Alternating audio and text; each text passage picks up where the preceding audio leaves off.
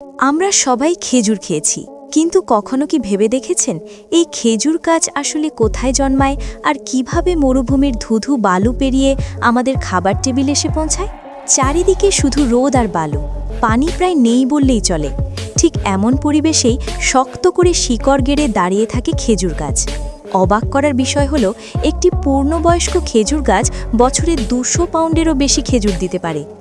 ছোট্ট একটি বিচি থেকে শুরু করে ফ্যাক্টরির আধুনিক যন্ত্রে ভেতর দিয়ে যাওয়া পুরো যাত্রাটাই যেন রূপকথার গল্পের মতো। আজ চলুন দেখে নেওয়া যাক কিভাবে মরুভূমির বালু পেরিয়ে একটি খেজুর আমাদের হাতে এসে পৌঁছায়। খেজুরের যাত্রা শুরু হয় বাগান থেকেই। প্রথমে বাছাই করা উন্নত মানের খেজুরের বিচি বপন করা হয়। কিছুদিন পর যখন ছোট চারাগাছ তৈরি হয়, তখন সেগুলো নির্দিষ্ট দূরত্ব রেখে এক লাইনে জমিতে রোপণ করা হয়।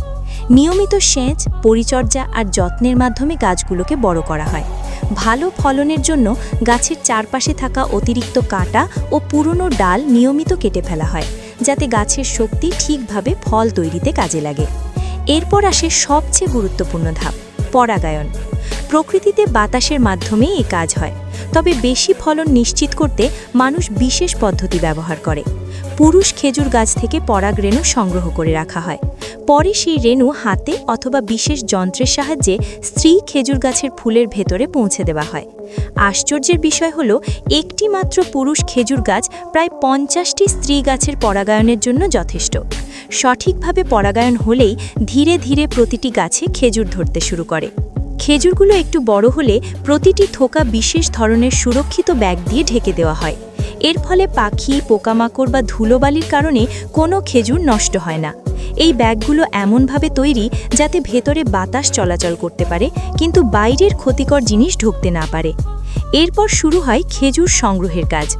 বিশেষ যন্ত্রের সাহায্যে কয়েকজন দক্ষ শ্রমিক খুব সাবধানে প্রতিটি গাছ থেকে খেজুর সংগ্রহ করেন। ব্যাগে মোড়ানো থোকাগুলো হালকা ঝাঁকালে পাকা খেজুর নিচে পড়ে যায়। পুরো প্রক্রিয়ায় কোনো ধুলোবালি লাগে না এবং একটি খেজুরও নষ্ট হয় না। সংগ্রহের পর খেজুরগুলো ট্রাকে করে নিয়ে যাওয়া হয় প্রসেসিং প্ল্যান্টে। সেখানে প্রথমেই মান যাচাই করা হয়। খেজুরের আকার, রং আর কতটা পেকেছে সব কিছু দেখে আলাদা করা হয়। এরপর ব্রাশিং মেশিন দিয়ে খেজুরের গায়ে লেগে থাকা ময়লা পরিষ্কার করা হয়। তারপর স্টেইনলেস স্টিলের চ্যানেলের ভেতর দিয়ে নিয়ে গিয়ে কয়েক ধাপে ঠান্ডা পানিতে ধোয়া হয় এবং শক্তিশালী ফ্যানের সাহায্যে দ্রুত শুকিয়ে নেওয়া হয়। পরিষ্কার খেজুরগুলো কনভেয়ার বেল্টে এগোতে থাকলে অত্যাধুনিক লেজার ও ক্যামেরা দিয়ে স্ক্যান করা হয়। এই যন্ত্রগুলো মুহূর্তের মধ্যেই প্রতিটি খেজুরের রং, আকার, দাগ কিংবা ভেতরে কোনো পোকা বা ছোট কণা আছে কিনা সব শনাক্ত করতে পারে। যেগুলো মানসম্মত নয় সেগুলো স্বয়ংক্রিয়ভাবে আলাদা করে ফেলা হয়, ফলে শুধু সবচেয়ে ভালো খেজুরগুলোই পরের ধাপে যায়।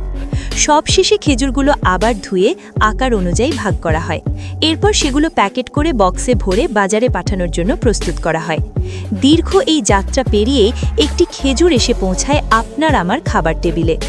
ভিডিওটি ভালো লাগলে অবশ্যই একটি লাইক দিন এবং মন্তব্য করে জানাতে ভুলবেন না। নতুন হলে সাবস্ক্রাইব করে বেল আইকনটি চালু রাখুন, যাতে পরের ভিডিওগুলো সহজেই আপনার কাছে পৌঁছে যায়। আবার দেখা হবে নতুন কোনো গল্প নিয়ে। ততক্ষণ পর্যন্ত ভালো থাকুন, সুস্থ থাকুন। ধন্যবাদ।